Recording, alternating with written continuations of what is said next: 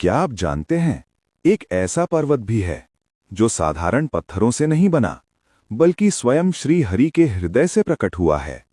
एक ऐसा पर्वत जिसे पर्वतों का राजा कहा गया, जिसे स्वयं भगवान श्री कृष्ण ने अपनी छोटी उंगली पर 7 दिनों तक धारण किया। एक ऐसा पर्वत जो आज भी हर दिन थोड़ा थोड़ा छोटा हो रहा है और जिसके बारे में कहा जाता है कलयुग के अंत तक ये धरती में समा जाएगा। लेकिन क्यों? क्या है वो रहस्य जिसके कारण गिरिराज गोवर्धन प्रतिदिन क्षीण होते जा रहे हैं? क्यों ब्रज में इंद्र की पूजा बंद कर एक पर्वत की पूजा शुरू हुई? क्यों श्री कृष्ण को चढ़ाया जाता है 56 भोग? और क्यों कहा जाता है कि चारों धाम की यात्रा का फल केवल गोवर्धन परिक्रमा से मिल सकता है? क्या यह केवल एक पर्वत है या स्वयं श्री कृष्ण का जीवंत स्वरूप? आज की इस रहस्यमयी यात्रा में हम जानेंगे गिरिराज गोवर्धन के जन्म से लेकर ब्रज में उनके आगमन तक की अद्भुत कथा, पुलस्त्य ऋषि के शाप का रहस्य, श्री कृष्ण की गोवर्धन लीला, अन्नकूट और 56 भोग का रहस्य, और वो भविष्यवाणी जो कलयुग के अंत से जुड़ी है। तो अंत तक अवश्य देखिए, क्योंकि इस कथा का हर अध्याय एक नया रहस्य खोलता है। गिरिराज गोवर्धन कोई साधारण पर्वत नहीं है, वे स्वयं श्री हरि के हृदय वक्षस्थल से प्रकट हुए दिव्य स्वरूप हैं। उनका प्रथम प्राकट्य किसी भौतिक लोक में नहीं, बल्कि परम दिव्य, नित्य और अनंत आनंदमय गोलोक धाम में हुआ था। वही गोलोक जहां साक्षात परिपूर्णतम भगवान श्री कृष्ण अनंत ब्रह्मांडों के स्वामी रूप में विराजमान है और जहां प्रत्येक कण प्रेम, माधुर्य और लीला से ओतप्रोत है। जब समय आया कि अधर्म के विनाश और धर्म की पुनर्स्थापना के लिए भगवान श्री कृष्ण पृथ्वी पर अवतरित हों, तब उनके मन में एक मधुर विचार आया। वे जानते थे कि उनकी प्राणप्रिय श्री राधा सदा उनके वियोग की कल्पना मात्र से ही व्याकुल हो जाती हैं। अतः श्री कृष्ण ने स्नेहपूर्वक श्री राधा से कहा, हे प्राणप्रिया, तुम सदा मेरे वियोग के भय से चिंतित रहती हो। इस बार जब मैं पृथ्वी पर अवतरित होऊंगा तो तुम भी मेरे साथ वहां अवतरित हो जाओ। श्री कृष्ण के ये वचन सुनकर श्री राधा ने अत्यंत सरल किंतु हृदयस्पर्शी भाव से उत्तर दिया, प्राणवल्लभ, वहां ना तो वृंदावन के कुंज हैं, न यमुना की कलकल धारा और न ही हमारा प्रिय गोवर्धन पर्वत। ऐसे स्थान पर मेरा हृदय कैसे आनंद अनुभव करेगा?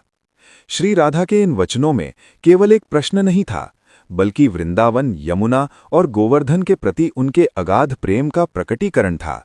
श्री कृष्ण अपनी प्राणप्रिया को क्षण भर भी अप्रसन्न नहीं देख सकते थे।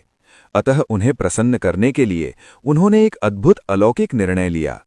स्वयं श्री कृष्ण ने अपने ही गोलोक धाम के 84 कोस क्षेत्र को, जिसमें 24 दिव्य वन, दिव्य यमुना नदी और दिव्य गोवर्धन पर्वत सम्मिलित थे, पृथ्वी पर अवतरित कर दिया। उसी क्षण गोलोक की वो पवित्र भूमि अपने संपूर्ण माधुर्य और दिव्यता सहित पृथ्वी पर प्रकट हो गई। यही भूमि आगे चलकर ब्रजमंडल, वृंदावन और गोवर्धन के रूप में प्रसिद्ध हुई। गिरिराज गोवर्धन का पृथ्वी पर प्राकट्य भारतवर्ष के पश्चिम में स्थित शाल्मली द्वीप में हुआ, जिसे वर्तमान समय में अफ्रीका के रूप में जाना जाता है। वहां द्रोणाचल पर्वत की पत्नी के गर्भ से गोवर्धन जी का अवतरण हुआ। ये कोई सामान्य जन्म नहीं था, बल्कि स्वयं श्री हरि के हृदय से उत्पन्न उस दिव्य सत्ता का पृथ्वी पर मूर्त रूप धारण करना था। गिरिराज के प्राकट्य का समाचार सुनकर हिमालय, सुमेरु और अन्य सभी महान पर्वत वहां एकत्रित हुए। उन्होंने गोवर्धन जी की विधिवत पूजा की, उनकी परिक्रमा की और स्तुति करते हुए उन्हें पर्वतों का राजा घोषित किया। सभी पर्वतों ने विनम्र भाव से कहा, आप उस गोलोक धाम के निवासी हैं जो स्वयं श्री कृष्ण चंद्र का नित्य धाम है, जहां दिव्य गौमाताएं विचरण करती हैं, जहां प्रत्येक कण श्री कृष्ण की लीला से सुशोभित है।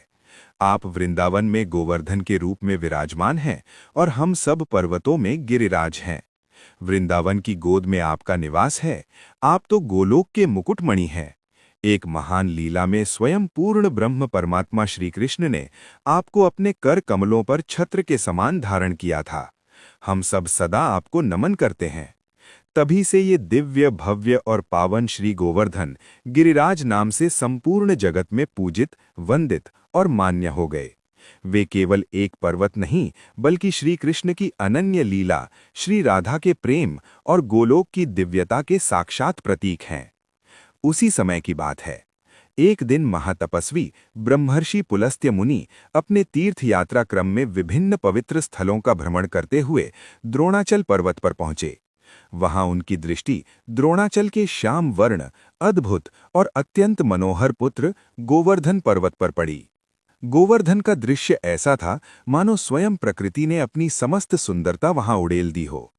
पुष्पों से लदी लताएं, फलों से झुके वृक्ष, झरनों की कलकल ध्वनि, मोरों की मधुर पुकार, रंग बिरंगे खनिज, अमृत तुल्य औषधियां, विविध पक्षियों का कलरव, हिरणों और अन्य वन्य जीवों की चहल पहल, वो स्थान सचमुच एक मंगल धाम प्रतीत होता था। सैकड़ों शिखरों से युक्त यह पर्वत तपस्या के लिए आदर्श स्थान था। चारों ओर ऐसी शांति और पवित्रता थी कि कोई भी मुमुक्षु, मोक्ष की कामना करने वाला वहां साधना में लीन हो जाए। इस अलौकिक सौंदर्य को देखकर पुलस्त्य मुनि के मन में एक इच्छा जागी। वे इस पर्वत को अपने साथ ले जाना चाहते थे। वे द्रोणाचल पर्वत के पास पहुंचे। द्रोणाचल ने विधिपूर्वक उनका स्वागत और पूजन किया। तत्पश्चात पुलस्त्य मुनि बोले, हे द्रोण, आप पर्वतों के स्वामी हैं, देवता भी आपका सम्मान करते हैं। आपके यहाँ अद्भुत जीवनदायिनी औषधियां हैं। मैं काशी से आया हुआ एक मुनि हूँ और आपसे एक विनम्र निवेदन करने आया हूँ। मैं आपसे कुछ नहीं चाहता सिवाय आपके पुत्र गोवर्धन के। उन्होंने आगे कहा, काशी, जहाँ स्वयं भगवान विश्वनाथ विराजते हैं, जहाँ गंगा प्रवाहित होती हैं और जहाँ मृत्यु मात्र से भी जीव को मोक्ष प्राप्त हो जाता है, वहाँ कोई पर्वत नहीं है। मैं गोवर्धन को वहां स्थापित कर अपनी तपस्या और पूजा करना चाहता हूं। ये सुनकर द्रोणाचल की आंखों में आंसू भर आए। वे अपने पुत्र से अत्यंत स्नेह करते थे, परंतु पुलस्त्य मुनि के शाप के भय से उन्होंने भारी मन से कहा, मैं अपने पुत्र से अत्यंत प्रेम करता हूं, किंतु आपके शाप के भय से उसे आपको सौंपता हूं। उन्होंने गोवर्धन से कहा, पुत्र, तुम भारतवर्ष जाओ।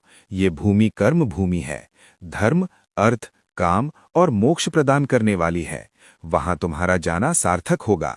तब श्री गोवर्धन बोले, मेरी लंबाई 8 योजन, चौड़ाई 5 योजन और ऊंचाई 2 योजन है।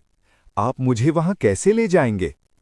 पुलस्त्य मुनि ने अपने तपोबल का परिचय देते हुए कहा, मैं तुम्हें अपनी हथेली पर रखकर काशी तक ले जाऊंगा और मार्ग में कहीं भी तुम्हें नीचे नहीं रखूंगा।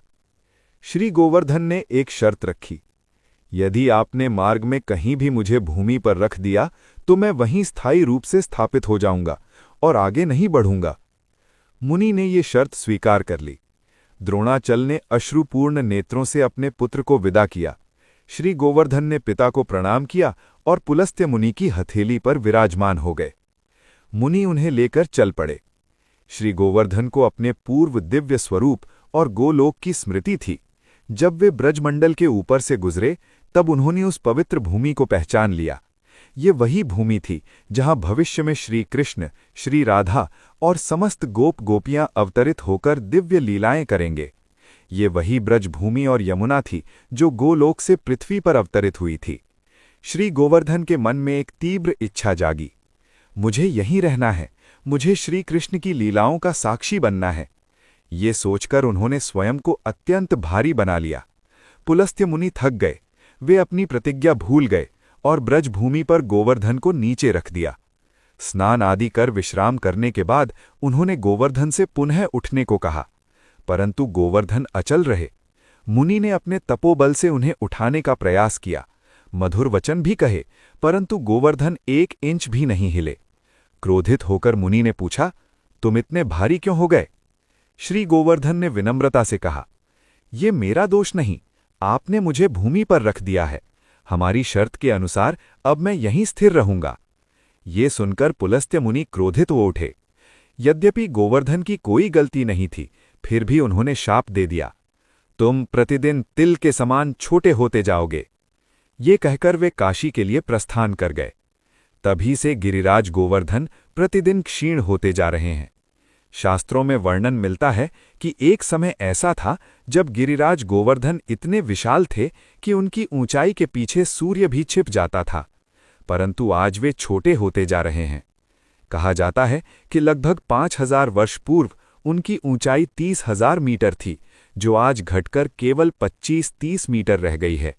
और शास्त्रों में ये भी कहा गया है, जब तक भागीरथी गंगा और गिरिराज गोवर्धन पृथ्वी पर विद्यमान हैं, तब तक कलयुग का प्रभाव पूर्ण रूप से स्थापित नहीं हो सकता। ब्रज की पावन धरा पर स्थापित हो जाने के बाद गिरिराज गोवर्धन केवल एक पर्वत नहीं रहे, वे श्री कृष्ण की भविष्य की लीलाओं के मौन साक्षी बनकर प्रतीक्षा करने लगे। समय बीता, द्वापर युग आया और वही ब्रजभूमि जिसे पहचानकर श्री गोवर्धन ने स्वयं को अचल कर लिया था, भगवान श्री कृष्ण की बाल लीलाओं से पवित्र होने लगे। इसी गिरिराज की गोद में एक ऐसी लीला हुई जिसने गोवर्धन को केवल पर्वत नहीं बल्कि भगवान का स्वरूप बना दिया। और यहीं से प्रारंभ होती है गोवर्धन पूजा और 56 भोग की अद्भुत परंपरा। कार्तिक मास का समय था। ब्रज में उत्सव जैसा वातावरण था। घर घर में पकवान बन रहे थे, पूजा के मंडप सजाए जा रहे थे। सभी ब्रजवासी बड़े उत्साह से पूजन की तैयारियों में लगे थे। बाल कृष्ण ने ये दृश्य देखा तो कौतूहलवश मैया यशोदा से पूछा, मैया, आज ब्रज में ये कैसी तैयारी हो रही है? ये सब किसकी पूजा कर रहे हैं? मैया यशोदा ने स्नेह से उत्तर दिया, लला, आज हम सब इंद्रदेव की पूजा कर रहे हैं। वे वर्षा के देवता हैं। उनकी कृपा से वर्षा होती है, खेतों में अन्न उगता है और हमारी गायों को चारा मिलता है। श्री कृष्ण मुस्कुराए। उनकी बाल सुलभ वाणी में गहन तत्वज्ञान छिपा था। उन्होंने कहा, मैया, वर्षा करना तो इंद्र का कर्तव्य है, परंतु हमारी गायें कहाँ चरती हैं? हमें फल, फूल, वनस्पतियां कहाँ से मिलती हैं? ये सब तो गोवर्धन पर्वत की कृपा से मिलता है। असली पालनकर्ता तो ये गिरिराज हैं। पूजा तो हमें इनकी करनी चाहिए। श्री कृष्ण की बात ब्रजवासियों के हृदय को छू गई। उन्होंने निर्णय लिया कि इस बार इंद्र पूजा के स्थान पर गोवर्धन पूजा करेंगे। जब ये समाचार देवराज इंद्र तक पहुंचा तो उनका अहंकार भड़क उठा। उन्हें लगा कि एक बालक ने उनकी प्रतिष्ठा को चुनौती दी है। क्रोध में उन्होंने घनघोर वर्षा का आदेश दे दिया। देखते ही देखते ब्रज में प्रलय जैसे हालात हो गए। बिजली कड़कने लगी, मूसलधार वर्षा होने लगी, नदियां उफान पर आ गईं। पशु, पक्षी, बच्चे, वृद्ध सभी भयभीत हो उठे। कुछ लोग कहने लगे, ये सब कृष्ण की बात मानने का परिणाम है। अब इंद्र का कोप कौन रोकेगा? तभी लीलाधर श्री कृष्ण आगे आए। उन्होंने सहज भाव से अपनी छोटी उंगली पर गिरिराज गोवर्धन को उठा लिया, जैसे कोई बालक खिलौना उठा ले। आओ, सब इस पर्वत की छाया में आ जाओ। सभी ब्रजवासी गो माता सहित गोवर्धन के नीचे शरण में आ गए। 7 दिनों तक निरंतर वर्षा होती रही। इंद्र का प्रकोप चलता रहा, परंतु श्री कृष्ण की उंगली अचन रही और गिरिराज स्थिर छत्र की भांति सबकी रक्षा करते रहे। इन 7 दिनों में श्री कृष्ण ने स्वयं कुछ भी भोजन नहीं किया। इंद्रदेव का अहंकार चूर हो चुका था। वे स्वयं ब्रज आए, श्री कृष्ण से क्षमा मांगी और गिरिराज की महिमा को स्वीकार किया। तभी से कार्तिक शुक्ल प्रतिपदा के दिन गोवर्धन पूजा और अन्नकूट महोत्सव मनाया जाता है। इस दिन गोबर से गोवर्धन पर्वत की आकृति बनाकर श्री कृष्ण और गिरिराज की पूजा की जाती है और अन्नकूट का भोग लगाया जाता है। मान्यता है कि मैया यशोदा प्रतिदिन कृष्ण को 8 बार भोजन कराती थीं। जब 7वें दिन वर्षा रुकी और श्री कृष्ण ने गोवर्धन को नीचे रखा, तब ब्रजवासियों को स्मरण आया, हमारे लला ने 7 दिनों से कुछ नहीं खाया। तब सभी ने मिलकर प्रेम पूर्वक उनके लिए भोजन बनाया। 7 दिन गुणा 8 बार भोजन बराबर 56 प्रकार के व्यंजन। इसी प्रेम, कृतज्ञता और भक्ति से श्री कृष्ण को 56 भोग अर्पित किए गए। यहीं से 56 भोग की परंपरा प्रारंभ हुई। ऐसा कहा जाता है कि कलयुग के अंत तक गिरिराज गोवर्धन धीरे धीरे धरती में समा जाएंगे। पुलस्त्य ऋषि के शाप के कारण उनका क्षय निरंतर जारी है और यही कारण है कि आज वे पहले की अपेक्षा अत्यंत छोटे दिखाई देते हैं। किंतु जब तक ये दिव्य परमत इस पृथ्वी पर स्थित है, तब तक इसकी परिक्रमा, दर्शन और पूजा का अतुलनीय महत्व बना हुआ है। शास्त्रों और संतों की वाणी में वर्णन मिलता है कि यदि कोई व्यक्ति जीवन में 4 धाम बद्रीनाथ, द्वारका, जगन्नाथपुरी और रामेश्वरम की यात्रा करने में समर्थ न हो, तो उसे श्रद्धापूर्वक गिरिराज गोवर्धन की परिक्रमा अवश्य करनी चाहिए। ऐसा करने से 4 धाम की यात्रा के समान पुण्य फल प्राप्त होता है और मनोकामनाएं पूर्ण होती हैं। वल्लभ संप्रदाय में विशेष रूप से भगवान श्री कृष्ण के उस दिव्य स्वरूप की आराधना की जाती है जिसमें वे अपनी छोटी उंगली पर गोवर्धन पर्वत को धारण किए हुए हैं। ये स्वरूप भक्तों के लिए केवल एक मूर्ति नहीं, बल्कि आस्था, संरक्षण और कृपा का जीवंत प्रतीक है। ये स्मरण कराता है कि भगवान स्वयं अपने भक्तों की रक्षा के लिए प्रकृति को भी छत्र बना लेते हैं। गिरिराज गोवर्धन लगभग 10 किलोमीटर क्षेत्र में फैले हुए हैं। किंतु उनकी परिक्रमा लगभग 21 किलोमीटर की मानी जाती है। इस परिक्रमा को पूर्ण करने में सामान्यतः 5 से 6 घंटे का समय लगता है। ये पर्वत उत्तर प्रदेश और राजस्थान दोनों राज्यों की सीमा में स्थित है। परिक्रमा करते हुए एक समय ऐसा भी आता है जब श्रद्धालु अनजाने ही राजस्थान की भूमि में प्रवेश कर जाते हैं, मानो गिरिराज दोनों राज्यों को एक सूत्र में बांध रहे हों। परंतु केवल परिक्रमा ही नहीं, गोवर्धन पूजा का भी सनातन धर्म में अत्यंत विशेष महत्व है। ये पर्व केवल एक पर्वत की पूजा नहीं, बल्कि प्रकृति के प्रति कृतज्ञता व्यक्त करने का उत्सव है। ये हमें सिखाता है कि हमारा जीवन पर्वत, वन, जल, पशु और प्रकृति की कृपा पर आधारित है। विशेष रूप से उत्तर भारत में ये पर्व अत्यंत श्रद्धा और उल्लास के साथ मनाया जाता है। गोवर्धन पूजा को ही अन्नकूट उत्सव कहा जाता है। इस दिन भक्तजन भगवान श्री कृष्ण के लिए 56 प्रकार के व्यंजन बनाते हैं और प्रेम पूर्वक भोग अर्पित करते हैं। मान्यता है कि जो व्यक्ति श्रद्धा से ये भोग बनाकर अर्पित करता है, उसके जीवन में कभी अन्न की कमी नहीं होती। ये प्रसाद केवल भोजन नहीं, बल्कि ईश्वर और प्रकृति के प्रति समर्पण, आभार और प्रेम का प्रतीक होता है।